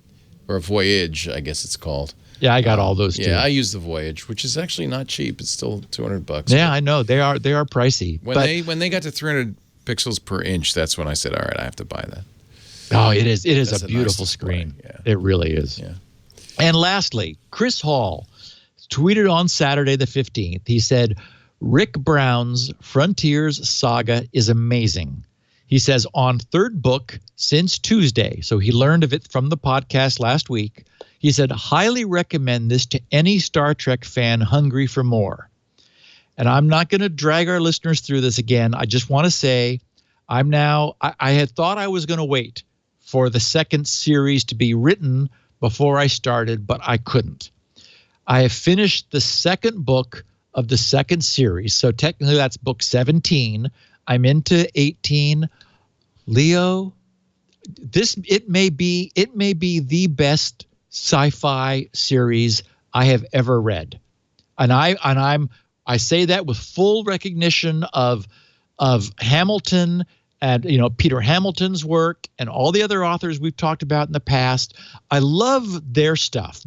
Many of theirs, I would argue, is almost more kind of classic sci-fi because it's imaginative. I mean, Peter Hamilton with his wormholes that you run trains through, and the moties on Pandora's star, and just, I mean, there's like really new stuff, but Chris's comment about this being like Star Trek. Remember how I said that my company once as a birthday present gave me the writer's kit for Star Trek episodes, and how I learned from reading that the goal was not to do gee whiz technology.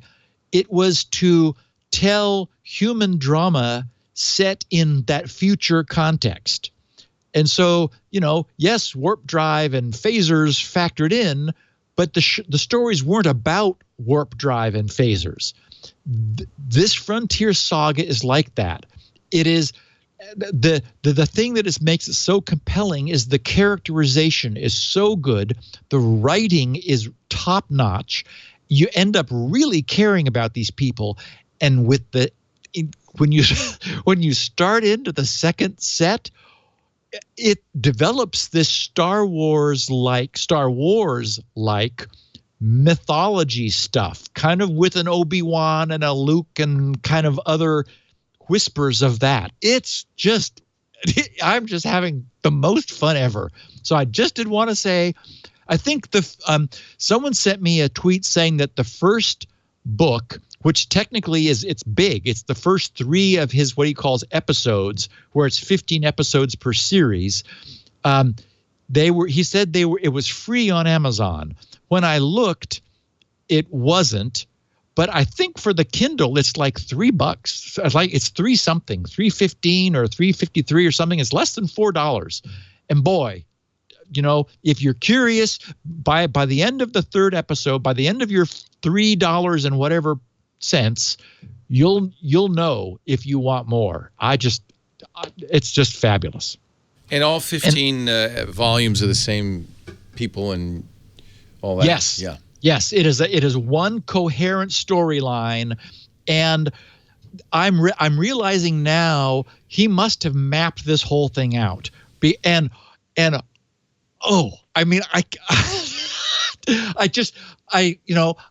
can't spoil it for anybody, but it's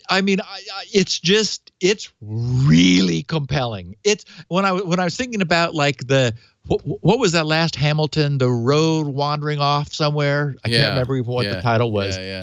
I dragged myself through it, and again, new things, interesting ideas. It's one of his mysteries, so it's a Mandela mystery. Yeah. This is again, there is technology. There's very clever use of weapons. There's no like magic power where people get to do anything they want, so they have to live within a constrained universe, which of course is what I think makes like the kinds of puzzles I like the best is like what you do with these constraints. It's just there's cleverness, but it's about people. It's about this group of people and really compelling bad guys too. So you ought to. I'm just like, I hope justice gets served. So I'm gonna put it on the Voyage. $6 for the first 3. That's a pretty good deal, right? Oh, Leo, and is Audible available? I saw some reference to it. Yes, okay. it's also available on Audible. Not nearly as good a deal. They don't have the first 3 for one price, so you're buying them all one by one. So I might read it first and see. I would say I bought them all for my nephew, even though it's his father who told me about it at Christmas, my brother-in-law, just because I needed him. He likes sci-fi. He travels a lot, so he has an opportunity to read. And it's just so good. So, okay, I'm going to try not to talk about it anymore. Let me. I'm just curious. I want to play just what it sounds like, and you can see if. Great. You don't listen to audiobooks, so that's not even really an issue for you. But I'm just curious. No, but I know that we have some listeners who do. See if the readers. Some were still finishing their dinners, but most were milling about, talking in little groups as they tried to see or be seen. In the background, an orchestra was playing selections. A little nasal for me. I'm not sure. I'll read the book first and see. And if you have Kindle Unlimited, the whole series is free. So. And I do, and it is. I mean, I feel guilty. That's a lot of words for nothing. I actually purchased them for my nephew because I wanted him to own them. And well, he's got my $6 now.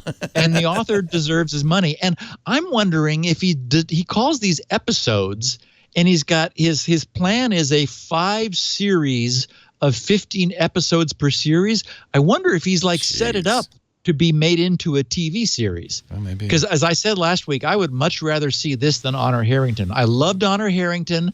It had some fabulous parts, but they were few and far between. This thing it never lets you go.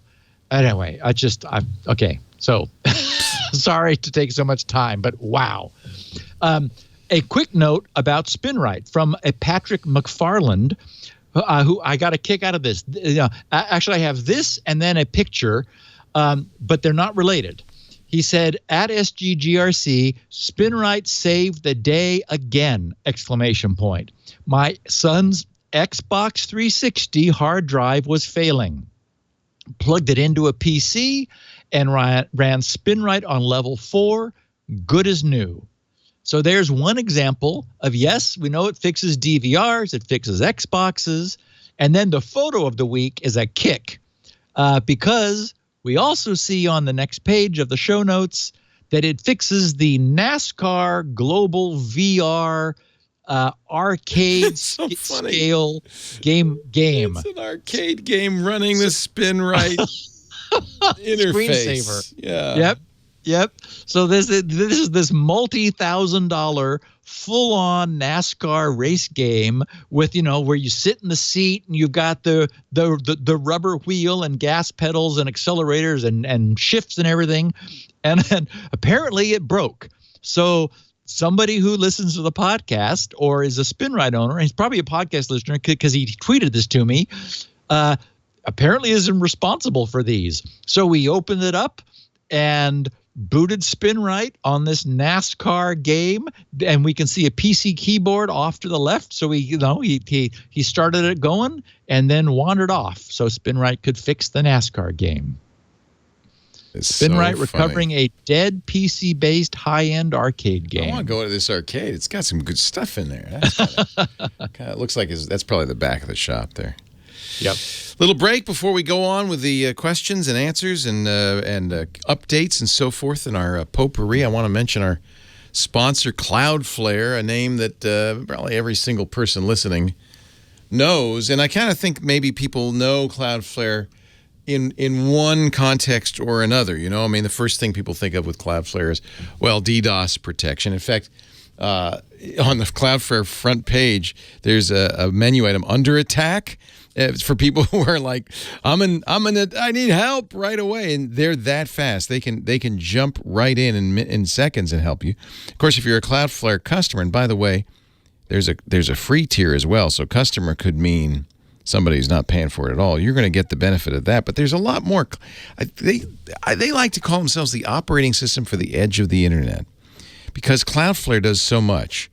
First, of course, it's a CDN. You see, these are the Cloudflare servers, all 100-plus data centers all over the world, which cache your content and then bring it closer to your users.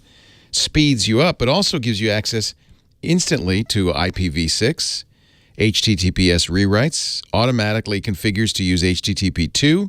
That's by itself a 30% performance boost. You get a big boost with IPv6. Mobile uses IPv6, so it kind of instantly makes you better for mobile. So that's the CDN.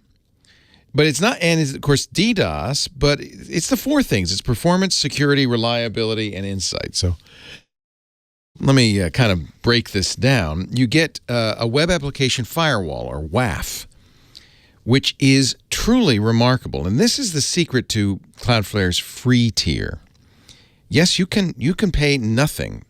It ranges from free to $20 a month, $200 a month, or custom plans for a really big site. But no matter what plan you sign up for, even the free tier, you'll be entering, kind of performing as part of their massive neighborhood watch for the edge of the internet. They like the free users. Don't hold back, because you're helping them understand what attacks are going on out there and protect their paid users. It's very valuable to them. Their 24/7 security team is constantly watching for new zero-day vulnerabilities, deploying firewall rules to block exploit attempts. So, this is awesome. Now, they're also helping you avoid cloud provider lock-in. If you use AWS or Azure or Google Cloud, no matter what, Cloudflare works with them all and makes it easy for you to switch kind of transparently to your users. It's really nice. I am a big fan. We've known them for years. We've had their CTO, John Graham, coming on this show. And I want to invite you to visit cloudflare.com/twit, because they've arranged a very special offer for our listeners. This is something only Security Now listeners and Twit listeners can get. A free seminar, chat two-way seminar with Jameson Sundell, who is he's the guy at Cloudflare. He's their lead support engineer, but he's also the best at explaining this stuff, much better than me. So he can answer, if you've got questions about Cloudflare, even if you're on the free tier, no matter what, go to cloudflare.com/twit and you can sign up for these seminars. He does them on a regular basis, and it's the only way to get involved. So for free, and I know a lot of you have already signed up for your personal website or your blog, or you just want to explore Cloudflare, please take advantage of that. $20 a month, and you get so much. And you get, of course, for $200 a month, a whole lot more, including PCI compliance, prioritized support, advanced security and performance. It's the service you've been looking for. Cloudflare.com/twit. You remember when Steve had his little incident, Cloudflare jumped in and John said, hey, we protect you. You didn't want to do that, so you just went down instead. So it's not, it's not the most important service in the world. But there are people who don't want to ever go down. Cloudflare is there for you. Yep. All right, we have still some time, and I think you still have much to talk about. So let's go. Yes, we do have both. And I think it'll work out just perfectly. One thing, first of all, I got so much positive feedback last week from our proactive privacy roundup. That is sort of all the different ways that the technologies we use could be leveraged, and arguably are being leveraged, in order to track us and de-anonymize us and so forth. One thing I completely forgot, because it's like hiding in plain sight, and that's our email address. How many different sites do we identify ourselves using our email address? We, typically that's your so-called username. That's your currently unique token, and then you use a password. Well, so by using a common email address across a large number of sites, notice the email address is not being encrypted, or if it is decryptable, because the server end, unlike a password where all you need to do is verify it, the email address needs to be decryptable or just left in the plain, just left in the clear, so that they can they can email you for various management tasks, password recovery, and so forth. So there is we're identifying ourselves deliberately by using a non-unique or even if we go to some trouble to add like a dot something after the name and before the @ sign, which we know sort of creates a subcategory and can be treated as different addresses. Even so, it's still obvious to anyone looking at it what's going on. So anyway, I just completely missed that when we were talking about it last week. So I just wanted to mention that, yeah, there's that hanging out in the breeze too. Many people were interested in VPN services, and I ran across another site that I would tend to trust only because of the nature of their motivation, and that's the torrentfreak.com site. They have, for a number of years, been going out of their way to send questionnaires out to a huge number of VPN providers, asking them a series of questions. Number one on the list of 12 questions is, do you keep any, in all caps, logs which would allow you to match an IP address with a timestamp to a user or users of your service? If so, what information do you hold and for how long? And it goes on. 11 other questions. I won't drag our listeners through it. There's a link in the show notes to that page at Torrent Freak, although I imagine if you just Google Torrent Freak VPN Services Anonymous Review, that's their title. And this one is this year. It is a recently conducted review. I'm sure you can find the page. And I mean, it is, it scrolls forever going through every single VPN they queried and showing all of the results from each of them to those 12 questions.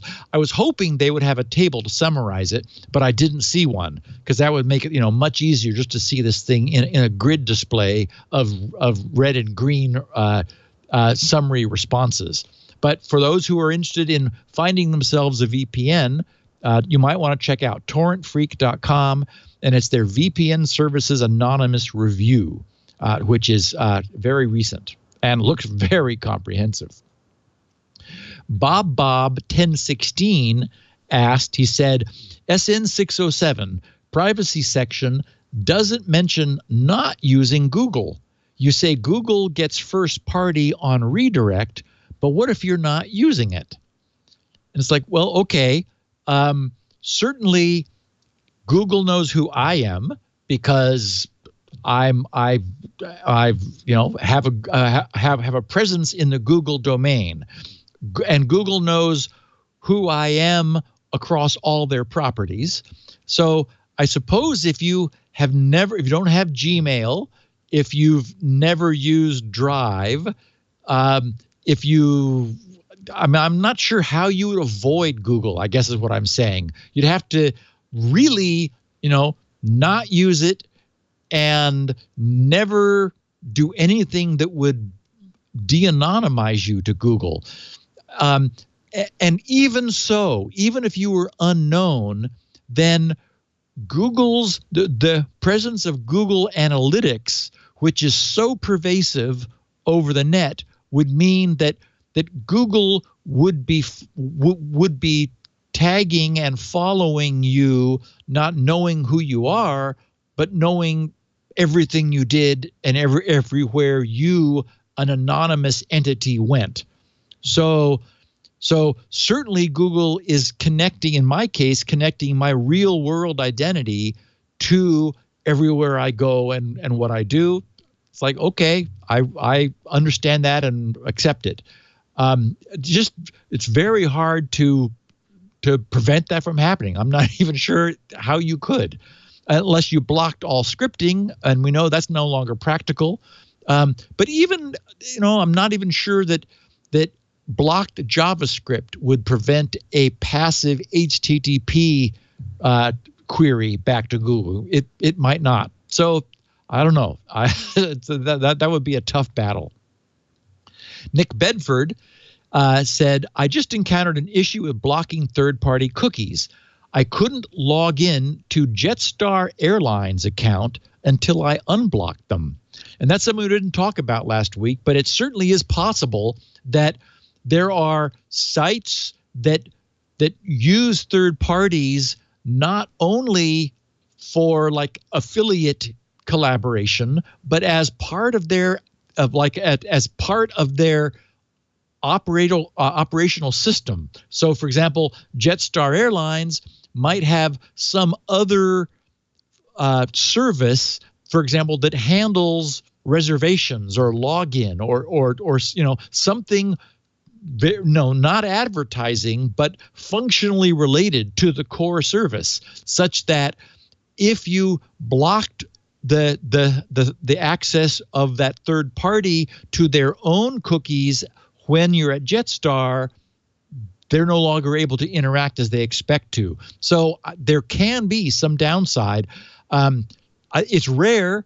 And what you could do, if you, for example, were a uBlock Origin person, would be you can use uBlock Origin to globally block all third-party cookies and then selectively by site whitelist given sites. So you could allow Jetstar Airlines queries to enable third-party cookies only there, but otherwise not. So there are ways around, given that the tools that we have to get the best of all worlds.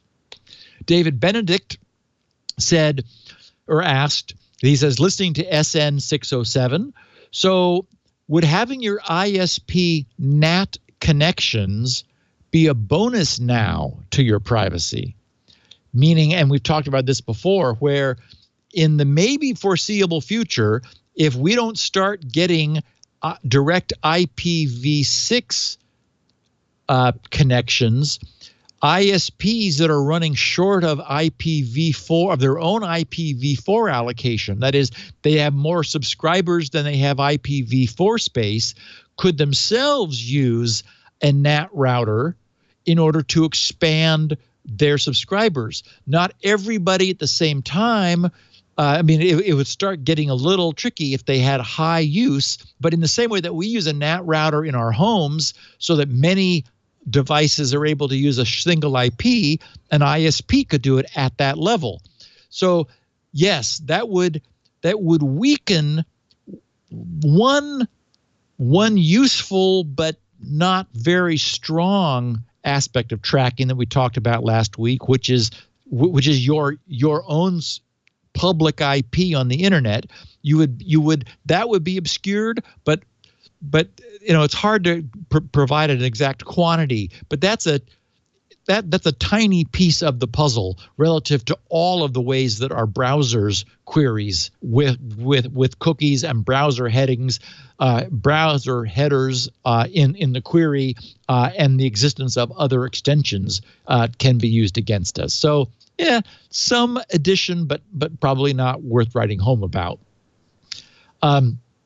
John wrote, OAuth identity providers also use redirection and get to track your movements, at least where OAuth is used. And that's something also that I have often talked about in the past. I forgot to mention last week in our roundup. So thank you, John, for reminding me. And that is the fact that, when you, quote, log in with Google, log in with Twitter, log in with Facebook, handy as that is, that's a query going to that third party to whom you authenticate. And so that third party knows where you are logging in as part of the bargain of using OAuth. So it's convenient, but it does mean that a third party is seeing everywhere you use them to log in to other sites, which of course is one of the things I like about Squirrel, is that it's a strict two-party system. So it's TNO, and nobody knows where you go and what you do. as far as the Squirrel protocol itself works. You still have all the other privacy protection problems that we talked about last week. Ryan asked or said, important caveat to DNS crypt, destination site names leak if that site is using SNI to do HTTPS. Many sites use SNI these days, and that is a great point that I forgot to mention. We've talked about it in the past. That's server name identification, SNI. That's the extension to TLS, which allows one IP on the server to host multiple certificate, TLS certificate HTTPS enabled sites.